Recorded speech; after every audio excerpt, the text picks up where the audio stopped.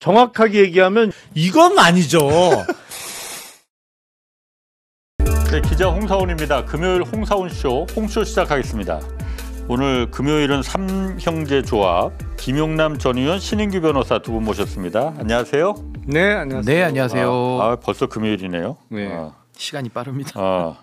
요즘 뭐 재밌는 동영상도 많이 나오고 윤석열. 예. 엄청 재밌던데 솔직히 그 변호사들 그 깽판 치는 것도 그렇고. 원래 법조에서 그렇게 해요? 거의 없죠. 그거는 보기 드물죠. 네.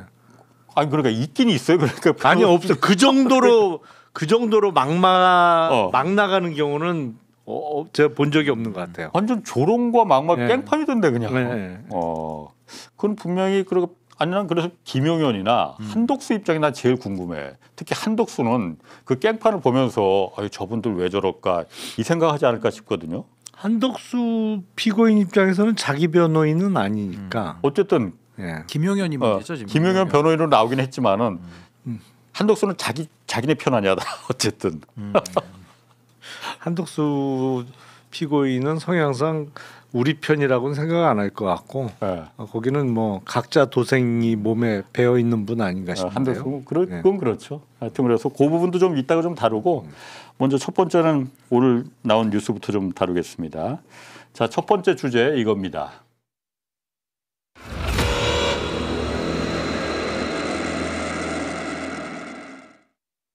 신임 박철우 중앙지검장 오늘 이제 출근했어요. 그러면서 출근길에 검찰 구성원이 반발하는 거 이거 충분히 이해한다. 박탈감과 자괴감이 들 거다. 이렇게 얘기를 했거든요. 네. 네, 그래서 이거 보면서 이게 진심인 건지 아니면 정말 어쨌든 중앙지검장으로 취임을 했으니 검찰 조직을 좀 이렇게 보듬고 달래기 위해서 하는 그냥 소리인지 그 잘 판별이 안 되더라고요. 어떻게 보셨어요? 둘 다일 가능성이 있죠. 둘 다? 그럼 진심일 가능성이 있다 그러니까 살짝 깔려 있을 수 있겠죠. 살짝. 살짝? 네. 살짝 깔려 있다. 살짝 어쨌든 박철우 신임 중앙지검장 같은 경우에는 일단 항소 포기가 지금 가장 큰 관건이었었잖아요. 여기서 대장동 수사팀이 그렇게 말했단 말이에요. 박철우 대검 반부패 부장 당시에 이 사람이 재검토해보라 주장했다. 이렇게 주장하고 있단 말이에요. 지시했다고. 그렇기 때문에 이 박철우도 그래서 오늘 그 얘기는 했어요. 자신하고 관련돼서 잘못 부정확한 내용이 지금 많이 퍼져 있다. 나는 그렇게 말하지 않았다. 이걸 말하는 거 아니에요? 그런 뉘앙스죠. 그런 뉘앙스인데 그렇다면 뭐냐 대검 쪽에 누가 그러면 노만석 당시 검찰총장 대행 혼자 그런 거냐. 반부패 수사부장까지는 항소 의견이었는데 진실은 알 수 없죠. 근데 저는 이게 검찰 조직의 명확한 한계를 지금 보여주고 있는 한 장면이라고 저는 보는 게 항소를 해야 된다는 소신을 가진 검사도 없었고 또 항소 포기에 대해서 누군가는 지금 결정을 했기 때문에 포기를 한 거 아닙니까? 뭐 노만석 대행이 지금 이상하게 좀 줄타는 모양새를 보이곤 있습니다만은 포기 의견도 있으니까 또 포기가 결과적으로 또 된 건데 포기를 한 사람도 지금 찾을 수가 없는 상당히 좀 유령을 찾아야 되는 이런 상황이고 최종 책임자라고 할 수 있는 노만석 대행, 정진우 지검장 침묵하거나 아니면은 오히려 정치적으로 해석될 만한 내용들만 흘리고 있거든요. 그러니까 결론적으로 말씀드리면 검찰 조직에서 누구 하나 지금 이 항소 포기를 논리적으로 설명하고 당당하게 국민 앞에 나와서 설명할 사람이 왜 없는가. 그러니까 전 이런 것들이 정말 그러면 그 자신이 없으면 그 항소를 하든지 그러면. 그러니까 내 말이 그 말이에요. 도대체 뭔지 무질서한 것 같아요. 제가 아니 이렇게 사표 내고 나가고 막 이럴 정도 결기였으면은 그럼 항소 하든지 자기가 도당적 소년 내면 되는 거 아니야. 그러면 이제 진짜 항명이 되는 거죠. 아니 그게 왜 항명이에요? 지시를 한 게 없잖아. 그래 공식적으로 지휘권을 발동한 게 아니었잖아요. 그거는 법무부 장관의 수사지휘권 발동이 없었던 거고 당시 검찰총장 대행의 항소 포기 지시는 있었던 거죠. 그러니까 누군가 노만석의 그렇죠. 지시는 항소장 내지 말라 했으니까 그 부분에 대해서 항명이니까 나중에 징계를 받을 수 있다. 그렇죠, 그거는. 아니, 그러니까 제 말은 그거예요. 그럼 노만석 대행이 지시한 게 맞는데 왜 설명을 못 하냐는 거예요. 노만석 대행이 본인이 지시했으니까 본인이 항소 포기에 대해서 논리적으로 얘기를 해야 되잖아요. 근데 그게 없이 마치 이게 정치적으로 무슨 외압이 있었던 것 같이 해석이 될 만한 내용들을 약간 뜨문뜨문 던지고 있거든요. 그러면서 그냥 나가버린 거 아닙니까? 그러니까 이런 것들이 정말 이 검찰 조직이 얼마나 정말 엉망으로 그동안 이렇게 운영이 되어 왔는가를. 아니 근데 노만석 전 대행의 주장의 요지는 결론적으로는 이런저런 얘기 뭐 이진수 차관하고도 통화를 한 거는 맞고 뭐 이런저런 의견을 종합해서 자기가 용산과 법무부와의 관계를 고려하여 항소 포기를 하기로 한 건 본인의 결정이다. 이게 이제 주장의 요지죠. 그런데 그렇게 말을 했지만은 그 말을 하면서 뉘앙스는 대외적으로 비친 뉘앙스는 저쪽에서 다 시킨 거야. 이렇기 때문에 지금 이 사단이 벌어진 거잖아요. 그게 잘못됐다는 거죠. 말이 많아 일단. 그러니까 본인이 검사하면서 배운 거는 검사는 입이 무거워야 된다고 했는데 제일 말이 많아. 그러니까 말이 많았어요. 그리고 저는 말도 이상하게 했지만 노만석 대행이 결정을 했잖아요. 그러면 이제 후배 검사들이 물론 저는 그 집단 행동으로 봅니다만은 물어봤잖아요. 물어보면 내부적인 소통을 통해서 설명을 하면 되잖아요, 자기가 그 검사장들에게. 근데 그것도 없이 그냥 본인이 하루 휴가 내더니 그 다음날 그냥 바로 집에 가버렸어요. 그러니까 이런 게 정말 조직의 어떤 리더로서의 뭐 자격도 없는 사람이지만은 오히려 이 문제를 더 키우는데 정말 크게 기여한 거 아니냐. 그런 생각이 듭니다. 아니 그래서 지금 신임 그 박철호 중앙지검장 같은 경우는 오늘 같은 일성이 좀 애매모. 저는 사실 잘 그 이미지에 말하는 그 속뜻을 잘 못 찾겠더라고요.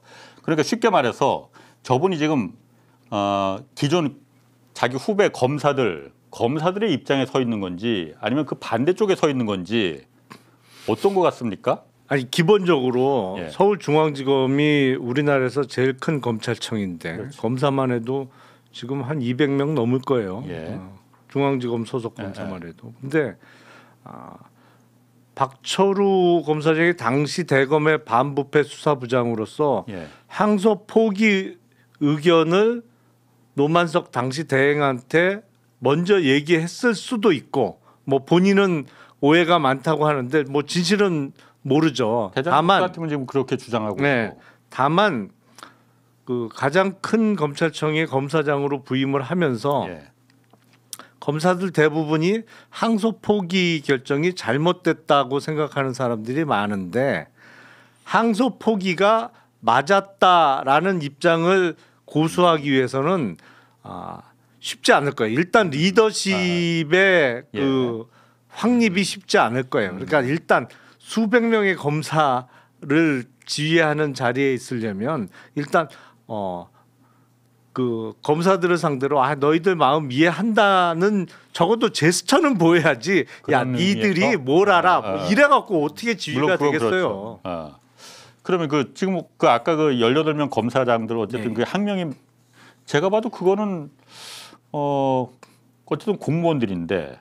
집단으로 연판장을 쓴 거 아니에요? 이게 학명이다 아니다. 집단 행동이죠. 정확하면 집단 행동. 학명은 집단 행동은 맞지 그러니까 집단으로 행동한 거니까 안 된다. 아니에요? 그건 법률적으로 집단 행동이 될 수가 없어요. 그러니까 뭐 그렇게 제가 얘기하면 또 검찰 출신이라 검찰 편 든다 그러는데 그게 아니고 법률은 법률대로 명확하게 해석을 해야지. 거기 국가공무원법 66조에 나오는 것은 노동운동 등 공모 이외에 목적으로 집단 행동을 할 때 그 처벌하는 조항이잖아요. 일단 항소할 거냐 항소 포기할 거냐를 결정하는 거는 검찰 본연의 임무예요. 일단 공모야 이게. 공모 이외의 행동이 아니란 말이에요. 뭐 노동운동을 한 것도 아니고 그리고 그게 어디 모여서 집회를 하거나 시위를 한 것도 아니고 그렇죠. 검찰 내부 통신망에 검찰총장 대행을 상대로 왜 항소 포기 지시를 했냐고 이유를 설명해 보라고 한 건데 더군다나 그것도 검찰 본연 업무와 관련해서 이걸 어떻게 집단행동으로 국가공무원법 위반으로 의율할 수가 있어요? 법률적으로 안 된다니까요. 이제 안 되는 거 안 된다고 얘기를 해요. 아니 그러니까 저는 이제 그 의원님 말씀에 조금 제가 결을 달리하자면 근데 검사들 외에 다른 직군에 있는 공무원들 있잖아요. 그러니까 예를 들면 뭐 교육 공무원들이라든지 아니면 특히 뭐 비근한 얘가 최근에 그 경찰국 그 신설에 대해서 항의했던 경찰들이나 그러니까 이런 공무원들에 대해서는 국가공무원법 위반으로 처리를 하거나 내지는 최소한의 징계를 해오던 게 지금 우리나라의 공직사회의 모습인데 왜 그럼 유독 검찰 조직에 대해서만큼은 그러니까 수사기소권을 다 같이 갖고 있고 누구라도 맘만 먹으면 빼줄 수 있다 보니까 이 국가공무원법 적용에서 더 열애가 돼 있던 게 그동안에 굳어진 거 아니냐. 아니 그거는 신 변호사가 잘못 알고 있는 거예요. 지금 징계가 이루어지거나 한 거는 일단 장소적 회합이 있었고 일종의 집회를 한 경우고 그것도 교육공무원 그러니까 교사들이 교육부 방침에 반대하면서 집회한 경우에 결국에는 행정소송을 통해서 교사들이 다 이겼어요. 그러니까 그거는 조금 오해가 있는 것 같아요. 그러니까 그리고 최근에 안창호 인권위원장 사퇴를 촉구하는 인권위원회 소속의 내부 직원들의 그 통신망에 사퇴 촉구하는 뭐 글을 뭐 몇 사람이 같이 올렸는데 그럼 그것도 징계 대상이에요? 그러니까 아닌 건 명확하게 안 된다고 얘기를 해줘야지.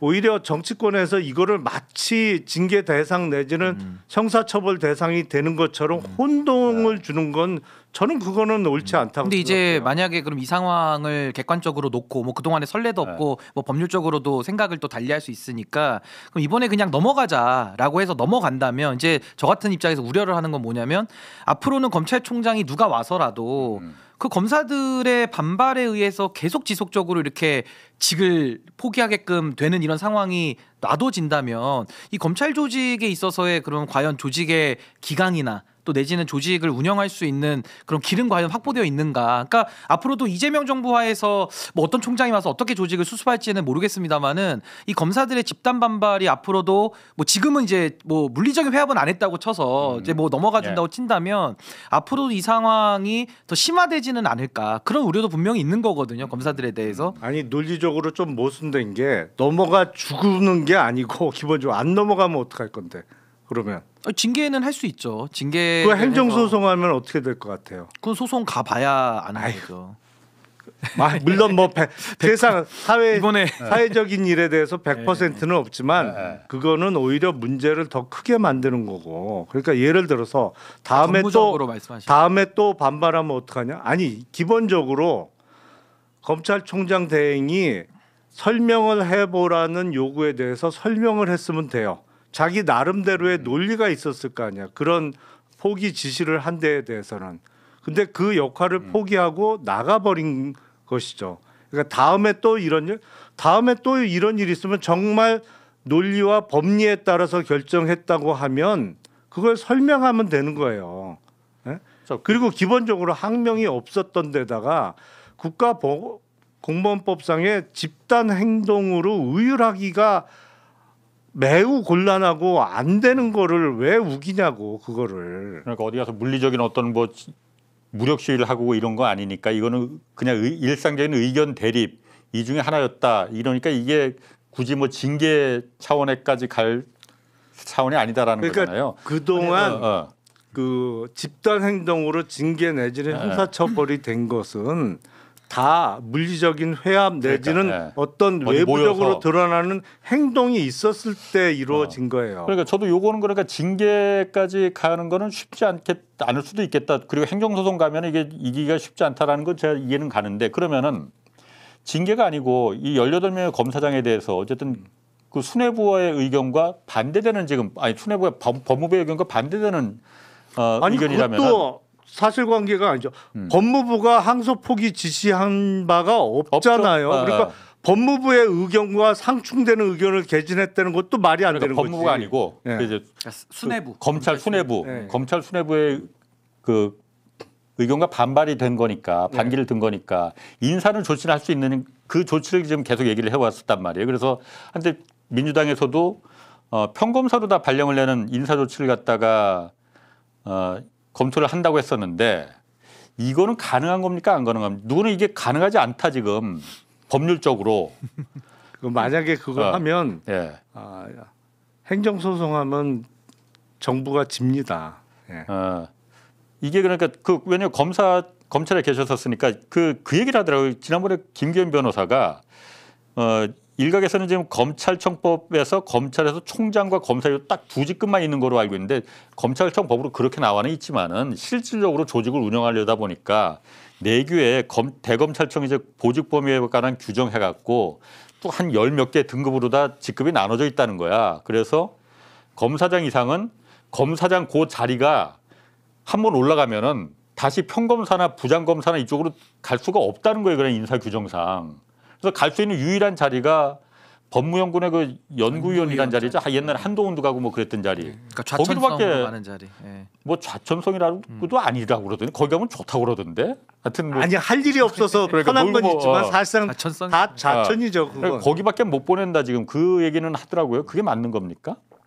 그거 좀 확인하고 싶어갖고. 그렇죠. 사실은 옛날에는 법률상 직급으로 아예 나눠져 있었는데 네. 그게 이제 법이 개정되면서 법률상 직급은 검찰총장과 그 외 검사로만 나눠져 있어요. 근데 사실상 인사를 운영하는 규정상으로는 이게 조금 복잡하긴 한데 이동할 수 있는 그 티어가 구분되어 있어요. 그러니까 자리가. 예, 이렇게 그룹으로 그룹핑이 돼 있어요. 이렇게. 근데 근데 유일하게 한 번 검사장으로 있다가 고검 검사로 발령이 난 적이 있어요. 한 사람 있었어요. 딱. 그러니까 사실 다 근데 강등이잖아요. 그거는 강등이죠. 근데 그거는 징계 사유가 너무 명확했어요. 그러니까 징계에 의해서 그런 그렇죠. 강등인 거죠. 평상적인 인사로는 그게 역진 인사가 안 된다는 거 아니에요.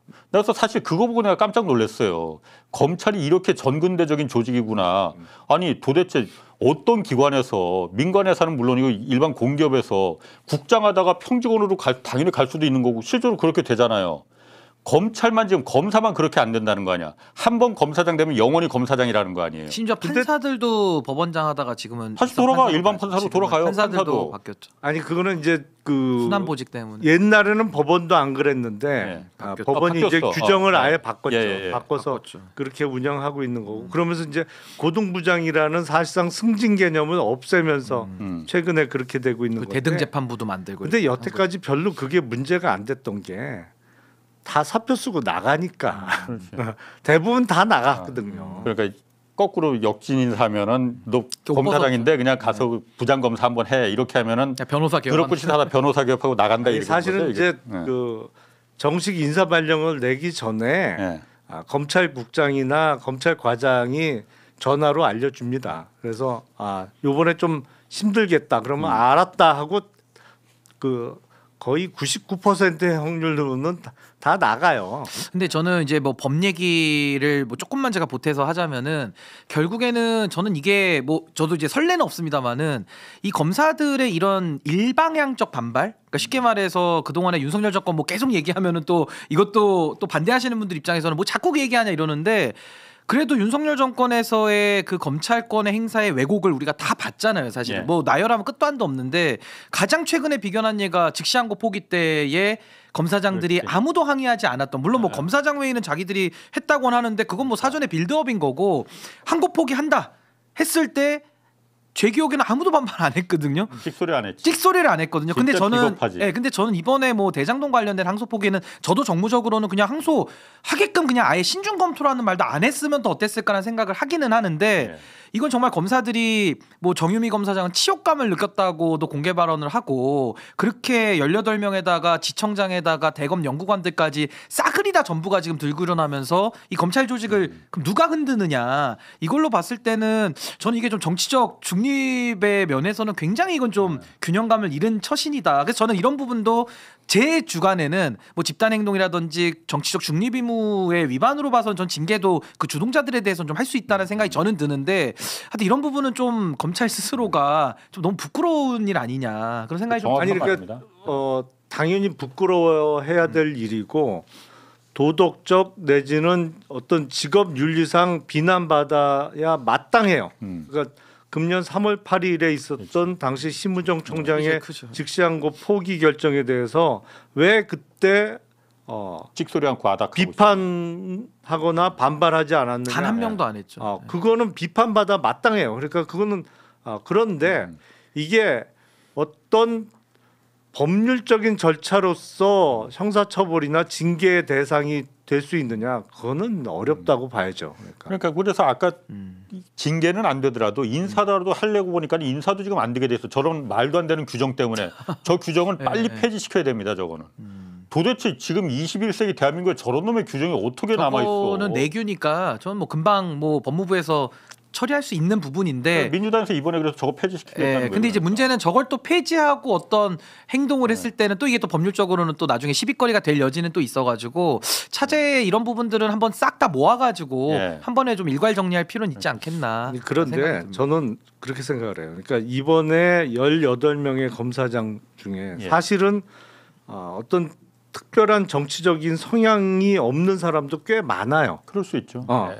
근데 요번에 항소 포기와 관련해서 이게 대단히 이례적이다. 여태까지 이런 식으로 일을 안 해왔는데 그러면서 당시 검찰총장 대행에 대해서 이런 식으로 이제 공개적으로 질의를 하자는 거에 뭐 적극적으로 찬동한 사람도 있지만 제가 알기로는 마지못해 나만 빠지기가 뭐하다.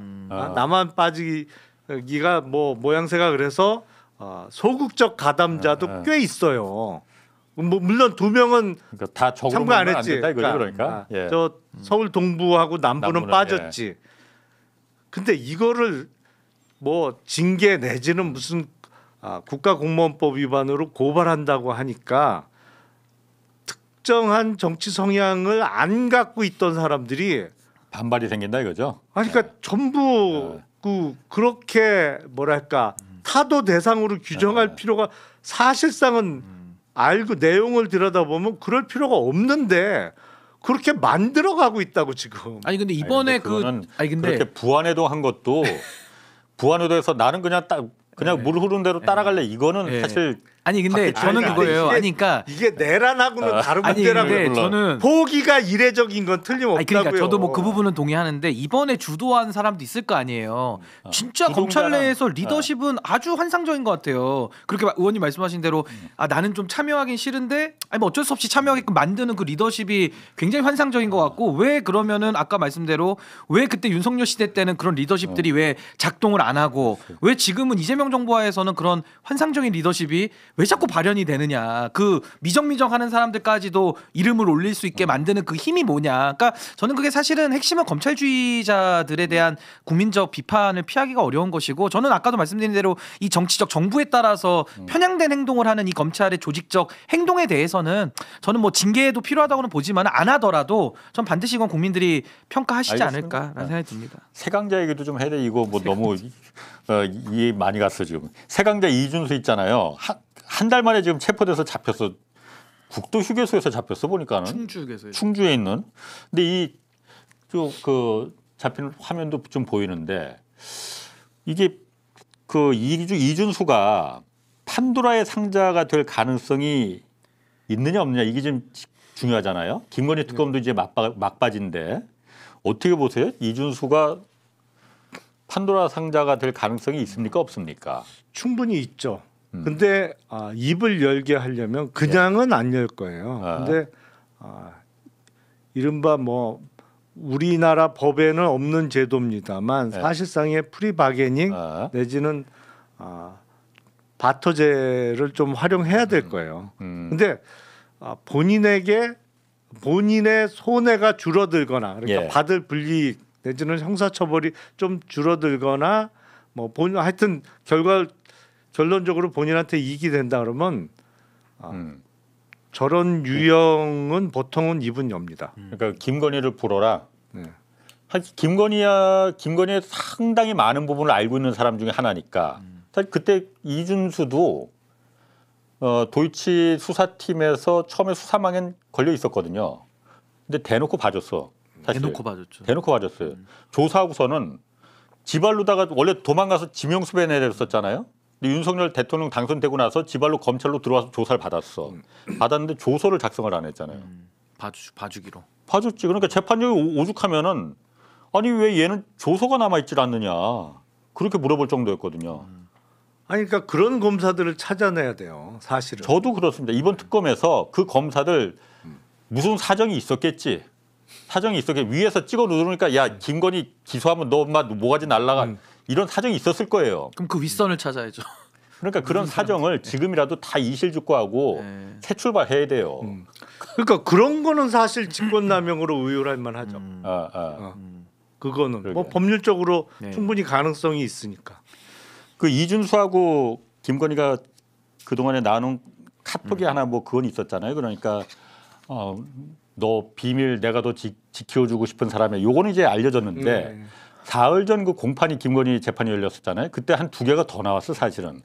근데 이게 2011년 처음에 얘가 감옥에 한번 들어갔다 나왔었거든. 태광 ENC라는데 여기 또 작업하다가 그 빵에서 나와서 너한테 김건희한테 이거 도이치만 얘기했었어 이렇게 먼저 하면서 그때부터 도이치 얘가 올인을 한 거예요.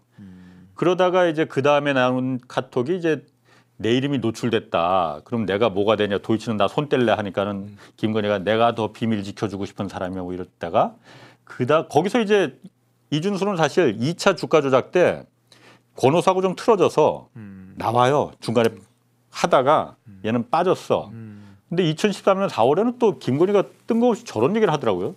나는 돈을 대고 너는 기술을 대는데 어제 하여튼 엊그제 재판에서 저 얘기만 나왔고 그 앞뒤로 다 무슨 문장이 있는지는 모르겠는데 저 문장 하는 거 보면은 계속 뭔가 이준수한테 코치, 컨설팅 이런 걸 받긴 받았던 것 같아요. 저게 비밀의 구체적인 내용이네요. 그러니까 위에는 더 비밀을 지키고 싶다고 김건희가 얘기를 하면서 2013년 4월에는 김건희가 나는 돈을 대고 이준수 너는 기술을 댄다. 그렇지. 그럼 돈 대고 기술 대 가지고 사업을 한 걸까?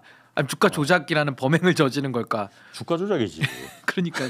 그러니까 저 범행에 대한 내용들을 좀 구체화하고 있기 때문에 전 아까도 말씀하신 대로 이 이준수라는 사람은 건진을 갖다가 김건희한테 소개를 할 정도로 어마어마하게 가까운 사람이잖아요. 그러니까 과거에 국정농단 수사에서 그 장시호 같은 역할을 아마 하게 될 가능성이 있다. 그러니까 굉장히 본인이 알고 있는 것들을 다 얼마나 많은 비밀을 알고 있겠습니까? 그렇죠. 이야기를 해서 본인의 아마 형사 책임을 가장 감면하는 쪽으로 전략을 세워서 임하지 않을까. 그러니까 과거에 장시호도 이렇게 해서 형량에서는 상당한 유리한 그 배려를 받았죠, 사실은. 실질적으로 그런 게 법 체계에서 작동을 합니까? 그러니까 물론 법에는 없지만 플리바겐이나 파트제 같은 게 나 좀 봐주면은 좀 깎아주면은 내가 다 제 죄를 알려줄게.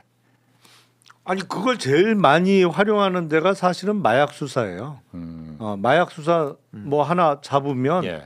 위에 상선을 타고 올라가는 수사를 하잖아요. 근데 그때 뭐 마약 복용자가 붙잡혔다. 그러면 너 마약 누구한테 샀느냐 해서 그거를 수사 협조를 해서 그 위에 마약 공급자를 잡게 되면 그걸 이른바 수사 협조를 해줬던 복용자에 대해서 공식적으로 아예 공적 조사라고 해서 수사 보고를 작성해서 그거를 재판부에다가 제출을 합니다. 그러면 재판부가 그거 보고 양형에 참작을 해주죠. 그래서 사실상의 프리바게닝 특히 마약 수사는 그 공적 조사 없으면 거의 수사가 잘 안 돼요. 위로 그렇겠네. 올라가기가 그렇겠네. 어려워요.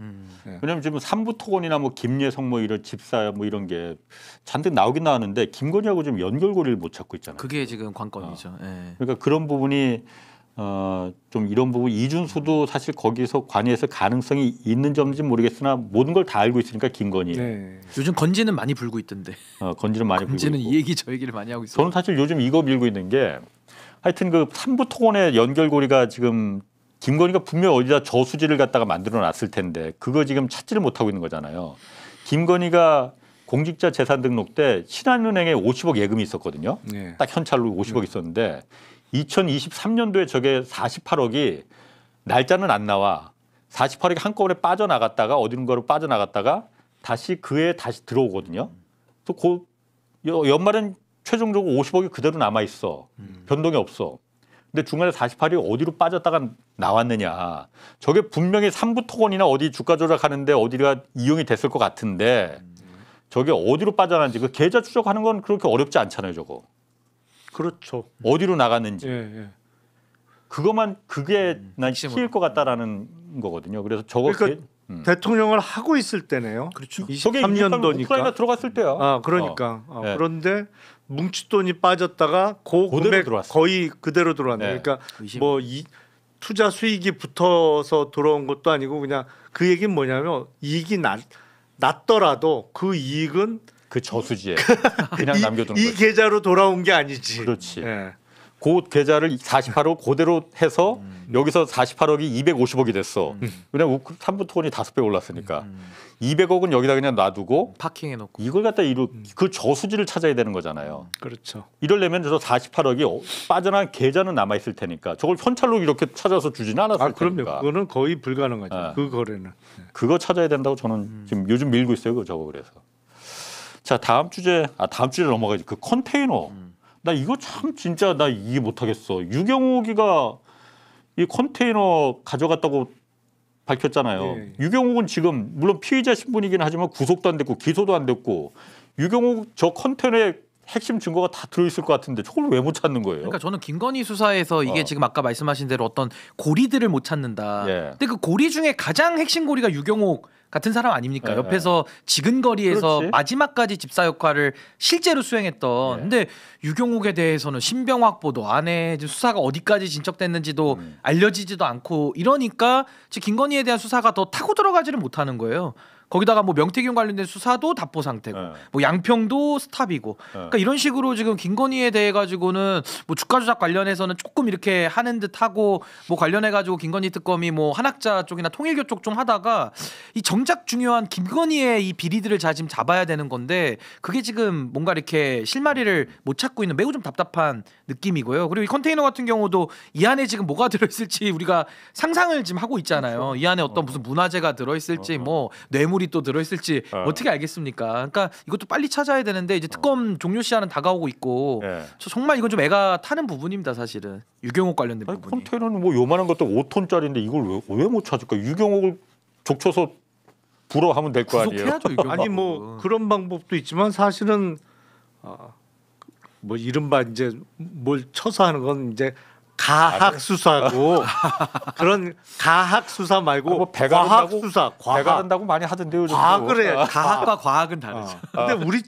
우리나라처럼 그 CCTV가 잘 되어 있는 나라도 드물어요. 그래서 이게 어디 호주머니에 슬쩍 넣을 수 있는 게 아니고 컨테이너라고 하면 그렇지.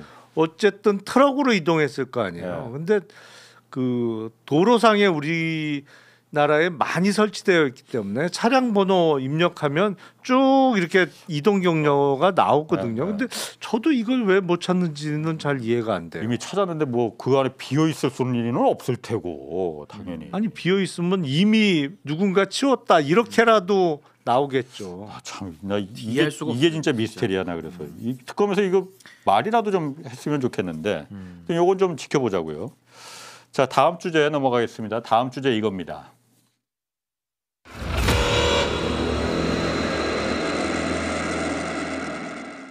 여러분들 이진관이가 벌벌벌 떠는 걸 보셨어야 돼요.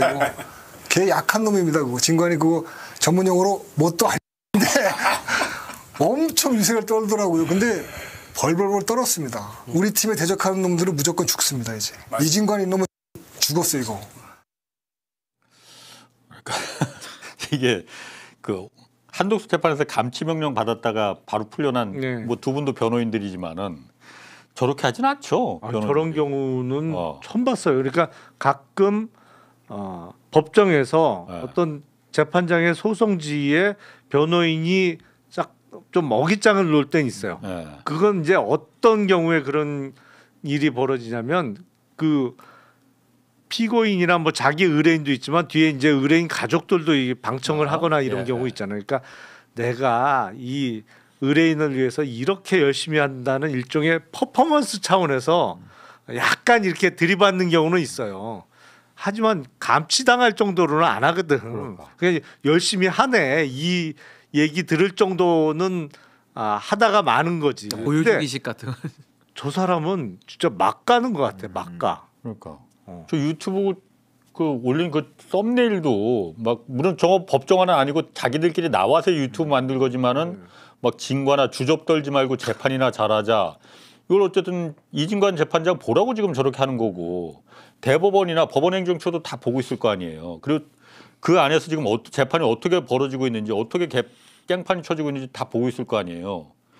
이걸 왜 그럼 대법원이나 법원행정처는 그냥 보고만 있는 거예요 원래? 그러니까 지금 완전히 대법원에서 뭘 하죠? 법원행정처에서 예를 들어서 뭐 아니 입장을 재판 낸다든지. 그렇게 되면은 입장을 정말 낸다거나 아니면은 이중관 재판장이나 한성진 재판장 뭐 이런 부분들한테 이거는 생중계 다 되고 있는데 일반 국민들이 다 보고 있는데 법원의 위신에 관한 문제잖아요. 이걸 그냥 재판이 아무리 독립된 재판부라고 하더라도 그냥 놔둡니까 그냥? 아니 이진관 재판부에 대해서 행정처에서 입장을 아니 낼 이중관 재판부는 아니고 필요는 나머지 없을 것 같고 한성진 재판 네. 한성진 재판부나 뭐 이런 재판장이나 이쪽에 대해서 뭐 비공식적으로는 충분히 얘기를 해야 될 상황인 건 맞죠. 아니, 그러니까 그게 뭐 사법 행정권과 사법 감독권 차원에서는 저는 어떠한 조치는 좀 필요하다는 생각이 들어요. 이거 그냥 놔둘 수는 없는 네. 상황까지 지금 왔고요. 사실은 저 변호사들에 대해서는 이제 형사처벌도 저는 이제 검토해봐야 된다고 봅니다. 이건 뭐 완전히 지금 모욕을 지금 하고 있기 때문에 좀 형사처벌도 필요하고 더 가깝게는 변협에서 징계를 해야죠.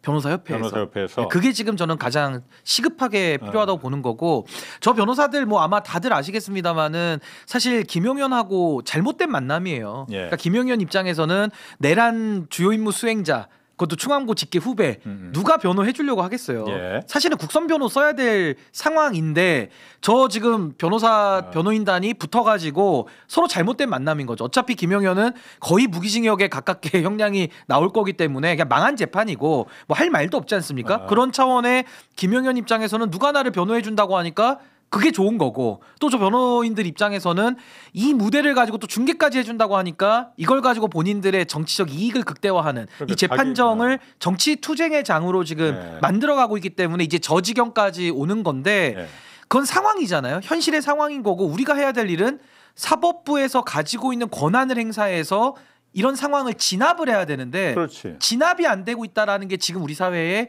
또 내지는 사법부의 가장 큰 문제다. 근데 이번에 감치까지 내렸는데 이게 뭐 특정이 안 됐다는 이유로 또 구치소에서 뭐 우리는 수용할 수 없다. 이러니까 이진관 재판장이 그러니까 석방해라 해서 지금 어처구니 없게 그냥 풀려난 거거든요. 그러니까 저런 조롱까지 지금 더 확대되고 있는 거 아닙니까? 그 풀려난 거는 그 왜 어떻게 풀려난 거예요? 그러니까 이름이나 뭐 이런 인적 사항이 특정이 안 돼서 풀려났다고 하는데 그렇죠. 보통 그 수감 시설에 처음에 입소할 때는 그 우리가 재판 시작할 때 인정 신문이라는 거 하잖아요. 그 다 기록에 나와 있고 알지만 이름 뭐 직업 주소 주민번호 물어본단 말이에요. 근데 수감 시설은 사실은 처음에 입소하는 사람은 처음 본 사람이잖아요. 그러니까 이 사람이 뭐 예를 들어서 판결에 의해서 법적 구속이 된 사람인지 뭐 어떤 감치 명령에 의해서 수감이 이루어질 사람인지 동일인인 거를 확인해야 되는데 통상의 방법은 이제 이름, 주민번호, 뭐 주소 이런 거로 확인을 하는데 저 사람 이하상 변호사라는 사람이 감치 재판을 할 때 일체 인적 사항에 대해서 얘기를 안 했던 모양이에요. 그러니까 감치 재판에 열렸을 때. 감치 재판. 그 전에 어쨌든 법정에서 그 이진관 판사가 물어봤었잖아요. 누구냐고. 변호인이라고 얘기했죠. 있으니까는 김용현 변호인 그 이하상입니다. 이렇게 자기 이름을 말했잖아요. 그런데도 감치가 안 되나? 아니 근데 이름 외에 주민번호, 주소 같은 게 특정이 돼야 되는데 그게 안 되고 그리고 이름만으로 제가 알기로는 이진관 재판부의 그 변호인은 아니죠. 그날 그렇죠. 김용현이 오후에 증인으로 출석하기로 예정되어 있는데 왔던 것뿐이지. 그러니까 그 재판정에 들어온 적이 없는 변호사죠. 이진관 재판부에는. 그러니까 제대로 특정이 안 돼서 서울구치소에서 이제 그 이후로 이거 수감 절차 진행하기가 어렵다고 한 모양인데 사실은 꼭 이름, 주민번호, 직업, 뭐 주소 이게 확인 안 돼도 할 수 있도록 되어 있습니다. 제도가. 근데 거의 활용이 안 돼서 익숙하지가 않은 것뿐이지. 수감시설에서 활용이 안 되는 게 감치라는 제도가 아니요. 인적 사항 인적 사항 없을 때. 아니 노숙자도 잡혀오고 할 수 있으니까. 이름 말하지 않는 사람은 없지. 저 사람들은 법에 대해서 잘 아니까 그러니까 이름도 말 안 하고 막 그런. 아니 그러니까 빠져나간 건가? 인적 사항을 모르더라도 인상 차기, 뭐 생김새, 뭐 그러니까 그렇게 이런 거로 특정해서 할 수는 있어요. 근데 그게 그거를 잘 안 하다 보니까 구치소에서 이거 특정이 안 됐다 이래갖고 수감 절차를 진행을 안 한 것 같아요. 근데 저는요 이게 정말 말장난인 게 네. 아까 말씀하신 대로 이거 감치제도 할 때 노숙자 아예 신원을 모르거나 본인이 말도 못해. 예. 그래도 감치 특정을 해서 지금까지 해온 예도 있고 예. 할 수 있거든요. 근데 여기는 특정이 안 된다는 것도 말이 안 되는 게 이진관 재판장 이것도 판사가 네. 그 자리에서 소란을 피워가지고 감치로 얘기를 했고 특정을 네. 했고 그 사람이 이 이하상이냐가 이게 특정이 안 된다는 건데 아니 그 변호인으로 이미 중개 재판으로 우리가 네. 사진만 따도 왜 특정이 안 됩니까? 그 이하상인 거고. 근데 이제 의원님 말씀하신 대로 예를 들면 뭐 이름은 당연히 특정되죠. 되고 뭐 주민번호나 이런 거 좀 일부 서류 미비가 있을 수는 있어요. 근데 이거는 감치를 시키고 그 부분에 대해서는 뭐 기관 간에 뭐 협조를 받아서 변협에다가 물어본다든지 충분히 이건 보완이 가능한 사안인데 저는 특정이 안 돼 가지고 우리는 집행을 못 하겠다. 이거는 그냥 소위 말해서 법 집행의 의지가 저는 부족한 상황인 것이지 이 상황에서 집행을 거부한다라는 거는 저는 추후에 이제 그 교도관들이 본인들에게 다가올 어떤 법률적인 부담, 뭐 소송을 걸어온다든지 뭐 이런 것들에 대한 부담감이 작용해서 저는 집행의 의지가 좀 매우 박약했던 거 아니냐. 근데 오늘 해프닝이 또 있었네. 그 오늘 김영현 재판이 또 열렸었거든요. 그래서 거기 이하상 변호사가 오늘 나왔는데 법정에 나와서 법원에서 우리 인적 사항을 불법 활용해서 집행하겠다는 얘기가 지금 있다. 대한민국에서 그런 짓 하면 안 된다는 말씀드린다. 이렇게 얘기를 했대요. 그러니까 여기에 대해서 특검 측에서 이의를 제기했다는 거예요. 그랬더니 같이 있는 유승수 변호사라고 있지 않습니까? 유승수 변호사가 우리도 감치당했는데 검사도 그럼 감치해 주십시오. 라고 말해서 방청석에서 웃음이 터졌다. 완전히 가만두면 안 될 것 안 돼, 안 돼, 같은데. 이게. 이거. 완전히 재판이 아니라 개판이야, 개판. 직연 부장판사는 소란스러운 항의가 계속되니까 문제가 있으면 재판부에서 이거 말하겠다 하니까는 변호인단이 이래서 수사검사가 공판장에 나오면 안 되는 거다 이렇게 항의를 이어가자 직연 부장판사가 그동안은 선이 있었는데 지금 그 선이 아예 없다 이렇게 지적을 했다. 아니 이게 직위원 재판부가 지적만 아닌 것으로 제가 알고 있는데. 아니 김영현 재판 오늘 나온 오늘. 거는 김영현 네. 재판이니까 김영현 재판은 지금 직위원 재판부가 하고 있는 거잖아요. 어제는 어제 증인으로 거는 이제 나오고. 그 어제는 저 한덕수 재판이니까 저거는 이제 한성진 아까 말한 건 이제 한성진 재판장이었고 오늘 이제 또 재판이 있었거든요. 김영현 재판. 그러니까 내란 재판 그 본류 그렇지, 재판을 말하는 거죠 지금은. 야, 그런데 이게 뭐 직위원 부장판사도 뭐 선이 있다 없다 이렇게 지적만 할 게 아니고 이거 재판장은 이렇게 코미디로 만들고 모욕 완전 조롱하는 거잖아요. 지금 아니, 검사도 감치해달라. 저거는요 지금 뭐 변협에서 당연히 이건 징계도 해야 되지만은 그리고 감치보다도요 감치도 해야 되지만 전 저거 법정 모독죄로 저 고발을 해서 네. 실제로 저건 처벌을 해야 될 지금 수준이에요 사실은. 저게 어떻게 변호인의 그 변론권의 범위에 들어가겠습니까? 완전히 재판을 업무를 지금 방해하고 있는 거기 때문에 이거는 법원의 권위나 그 법원의 그 신성함을 위해서라도 이건 정말 놔둘 수 없는 상황인 거죠 지금 중계까지 되고 있는데. 그러니까 많이 보셨겠지만은 그 한성진 재판장 그 재판이 저는 진짜 압권이었다고 생각하거든요. 야, 겁이 없어도 저렇게 없을 수가 없냐 변호사들이. 그거 한번 좀 보시죠. 법정에서 무슨 일이 있었던 것 같은데요. 예, 그래서는 안 되고요. 재판에 무슨 일이 있었는지 저희들은 모릅니다만 나가신 재판장이 어떻게 아시죠? 저희들도 모르는데. 예. 어떤 일이 있었습니까? 피고인 퇴정할 때 무슨 일이 있었다고 전해 들었습니다. 그걸 지금 문제가 법정에서 된다고. 재판 직후라서 말씀드리는 겁니다. 그렇게 따지면 검사들 검은 넥타이도 못 매게 하셔야죠. 그것도 의사표시 아닙니까 재판장이? 소송 지휘권의 한계를 벗어난 재판장의 월권이라고 생각합니다. 재판장이. 예, 그런 일을 좀 자제해 주시기 바랍니다. 그 재판장의 권한이 아닌데 왜 자제하러 가십니까? 시민들한테 왜 이래라 저래라 재판장이 그런 권한이 예, 있습니까? 재판 직후고 법정에서 일어난 일이기 때문에 말씀드리는 겁니다. 그러면 계속 계십시오. 피고인 퇴정할 때까지. 그럼 계속 앉아 계시든지요. 예. 지금 저 재판은 그 한성진 재판장 그 김영현 재판은 맞는데 내란 재판은 아니고 다른 추가 기소된 재판이었는데 어쨌든 저 내용에서 판사를 지금 공격하는 거잖아요. 네. 조롱하고. 근데 그냥 다 받아줘 그냥. 저걸 그러니까 대법원이나 법원행정처에서 저걸 다 보고 재판이 저렇게 이루어지는 걸 아무리 한성진 재판장이 독립재판부라고는 하지만은 저렇게 재판되는 걸 일반인들한테 국민들한테 중계까지 되는데 그냥 알아서 하시오 이렇게 그냥 놔둬야 되는 건지 모르겠습니다. 그냥 그렇게 하는 게 맞습니까? 소송 지휘와 관련해서 뭐 공식적으로 아니면 공개적으로 대법원이나 어디서 그 어떤 그 논평이나 성명이 나오기는 어려울 것 같고요. 이제 근데 판사 사회도 뭐 다 과거의 근무 인연이나 이런 게 있기 때문에 비공식적으로는 얘기를 하겠죠. 예. 비공식적으로는. 예. 그렇지. 아니 그렇게 해야지. 어쨌든 법원이 지금 조롱받고 있는 건데 공격받고 있는 법원의 건데. 권위가 지금 땅에 떨어지는 상황이고, 그러니까 저는 아까도 말씀드린 대로 서울중앙지방법원장이나 그 위에 법원행정처장이나 대법원장은 지금 뭐 하고 있는 거냐라는 물음을 가질 수밖에 없는 거고, 다른 동료 판사들도 이제 이쯤 되면요 국민들이 이렇게 우려를 하시는 상황인데 여기에 대해서 저는 목소리를 내지 않으면 저 상황이 지금 바로 잡혀지겠습니까? 가장 좋은 방법은요 지기현하고 한성진 같은 저런 문제 있는 판사들 바꿔줘야 되는 거예요. 그래서 이진관 같은 판사들이 또 있거든요. 그런 사람들이 와서 이거 진압을 해야죠. 불이 나는데 불을 꺼야죠. 그리고 아까 저 자막이 좀 잘못 나가는데 한성진 판사가 하는 형사합의 34부는 김용현에 대한 공무집행방해, 증거인멸 교사에 관한 추가 기소권의 재판이고, 아까 내란 재판 오늘 있었던 거는 지기현이 하는 본류 재판을 말하는 거라 그게 좀 헷갈리실 수 있어서 좀 정리를 아, 그거 저 잘 찾으셨어 금방. 나도 그냥 요즘 하도 재판이 많아갖고 이적죄까지 또 들어가니까 지금 세 개가 들어가요. 세 개. 예. 맞아요. 너무 많아요. 너무 많아요. 자, 그리고 지기현 그 공수처에서 수사를 이제 시작했어요. 네.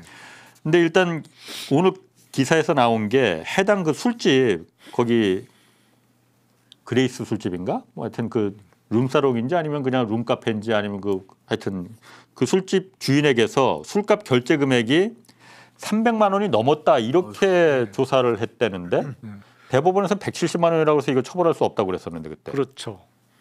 그러니까 왜냐면 170만 원이면은 100만 원이 넘어야지 처벌할 수 있다면서요. 그러니까 근데 170 나누기 3 하면은 60이 안 되잖아. 근데 그렇다면 대법원에서 거짓말을 한 거냐? 거짓말한 거지. 아니면 대법원이 뭐 속은 거냐? 부실 조사한 거냐? 아니면 거짓말 비슷하게 약간의 트릭을 부린 거냐?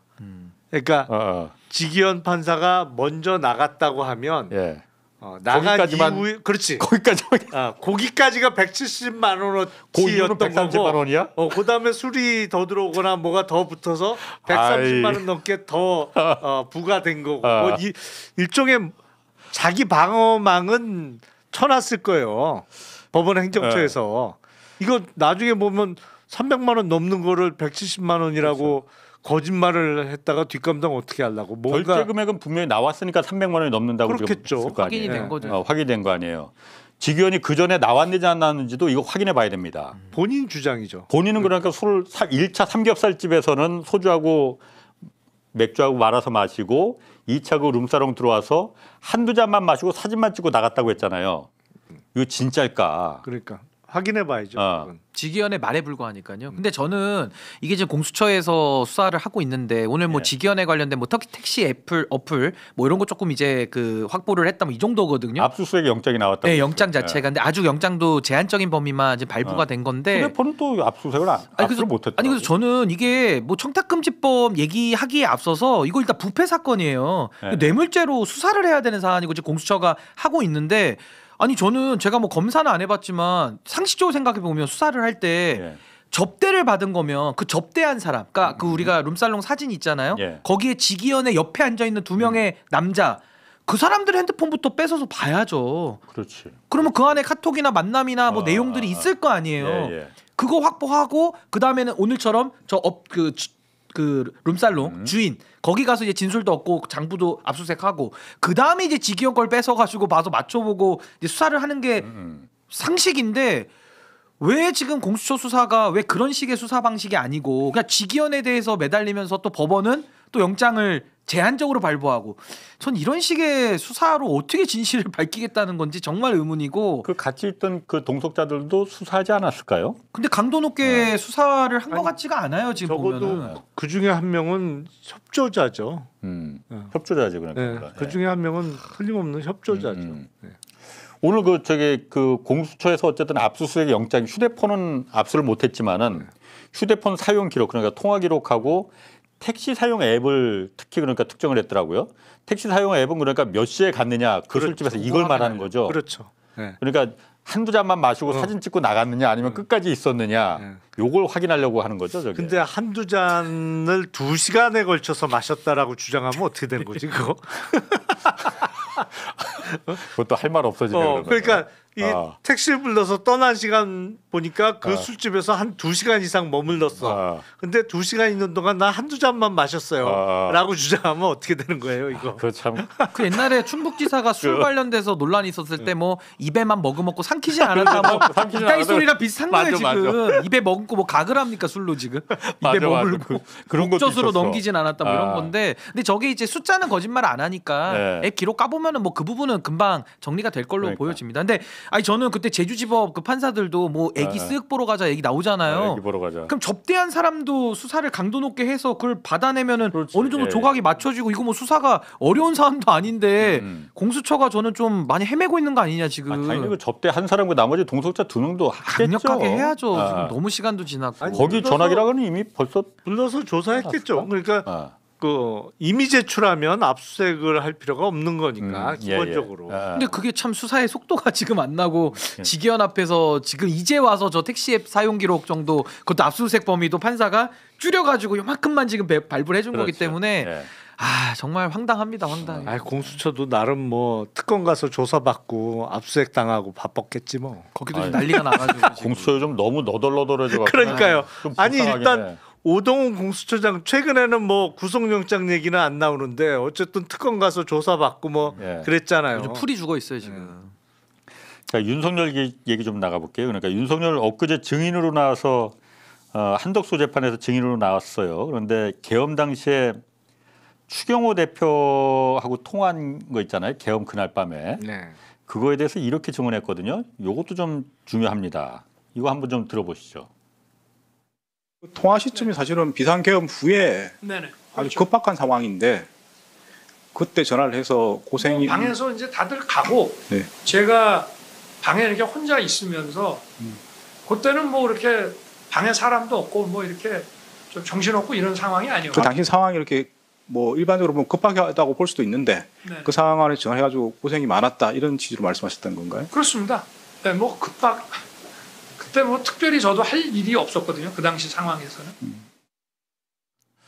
아, 참 하여튼 캐릭터는 진짜 강해 보면은 그 당시에 뭐 급박하다가 특별히 뭐 할 일이 없었거든요. 내가 그 계엄을 저질러 놓고 네. 그래서 그냥 할 일이 없었으니까 추경호랑 나경원한테 전화해서 아예 고생 많았다. 그동안 내가 먼저 계엄 알려줬어야 되는데 알려주지 못해서 미안해. 이 말을 했다는 거거든요. 네.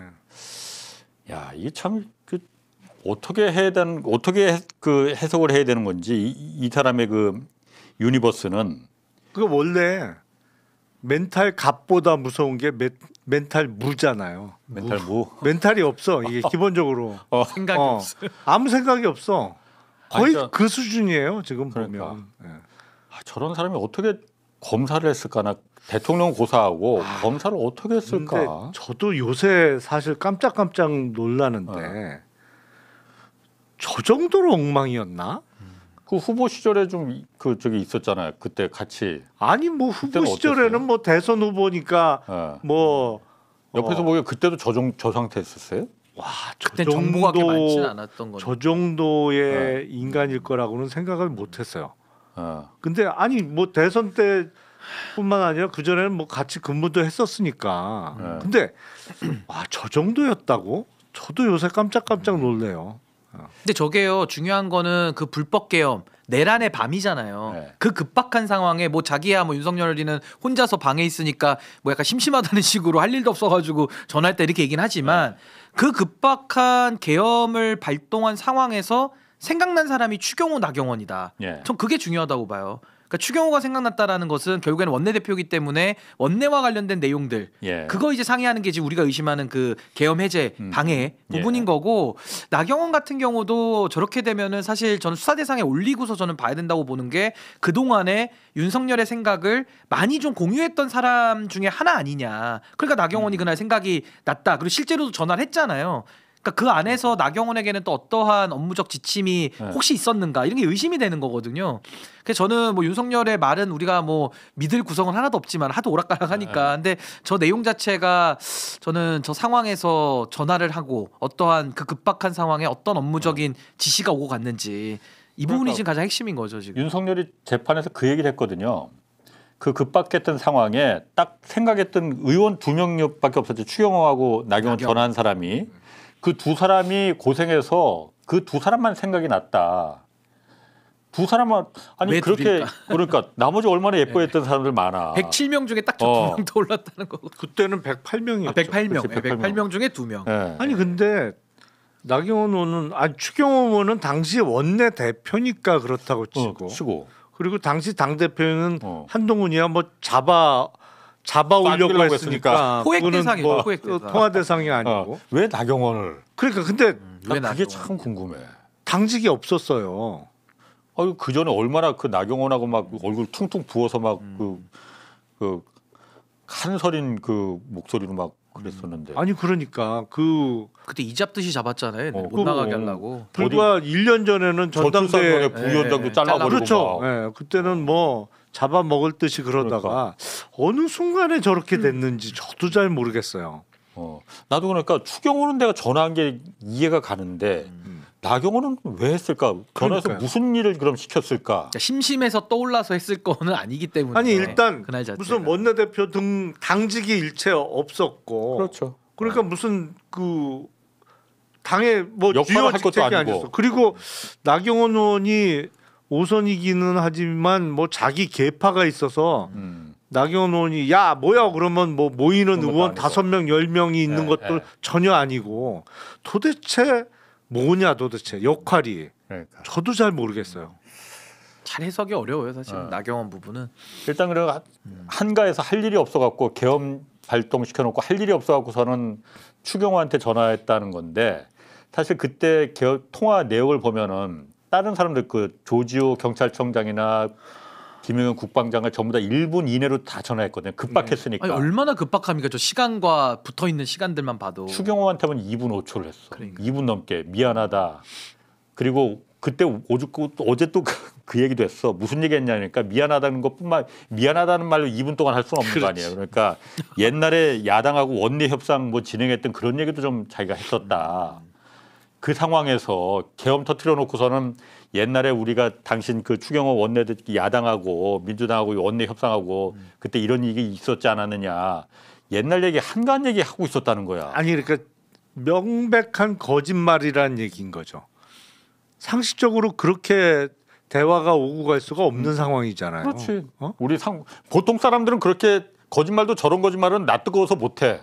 그러니까 저건 명백히 거짓말을 하고 있는 거예요. 예. 그러니까 말이 안 되잖아요. 들어보면 이건 말 같지도 않은 말이야. 예. 그러니까 명백히 거짓말을 하고 있는 것이고, 그러니까 무슨 고생했다, 뭐 미리 알려주지 못해서 미안하다. 이건 다 사후적으로 만들어진 거짓말로 보이고, 추경호 원내대표하고는 뭔가 특히 이제 본회의 의결을 방해하기 위해서 의총장을 바꾸거나 아니면 국민의힘 소속 의원들은 비상계엄 해제 결의에 참가 못하도록 하는 뭐 역할 부여와 관련한 얘기를 했을 것으로 추측이 되는데 나경원 의원하고는 도대체 모르겠어요. 그러니까 이게 조금만 저도 그냥 상상을 더 해보면 사실 추경호 원내대표한테는 이제 2분 동안 얘기를 해서 여러 가지 방해와 관련된 얘기를 했을 가능성이 매우 높죠. 윤석열 늘 거짓말만 하니까.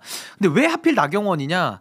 그러니까 윤석열 입장에서는 그 국민의힘 의원들 중에 그래도 나경원이 제일 마음이 편하고 뭐 만만하고 그 동안에 그래도 뭐 옛날에 고시 공부할 때부터도 이렇게 쭉 그 오래된 연이 있다고는 하니까 그나마 본인이 좀 마음을 좀 열고 할 수 있었던 사람 같고 예를 들면 우리가 그렇잖아요. 그 어디 뭐 관공서 가도 정부가 있듯이 정에게만 맡겨놨다가는 조금 모자랄 수 있으니까 나경원이 그 보완적 역할을 좀 더 방해에 있어서 좀 해줄 수 있지 않을까 그런 기대로 전화했을 것 같고 저기 자막에 나오는 걱정하지 말라라고 했다라는 저 추경호 대표에게 했던 윤석열의 워딩은 계엄 성공할 거니까 걱정하지 마 이 얘기 같아요 제가 볼 때는. 그래서 저는 나경원까지 했던 얘기는 아마 가장 그래도 마음으로 좀 믿고 신뢰했던 그 부분 아니겠나 그 생각이 들어요. 그것도 선뜻 이해는 안 돼요. 왜냐하면 이게 이제 당시 국민의힘 상황은 이철규 의원이 얘기하면 아 저게 윤석열의 뜻이구나라고 의원들이 받아들이는 상황이었단 말이에요. 그냥 메신저였으니까. 예.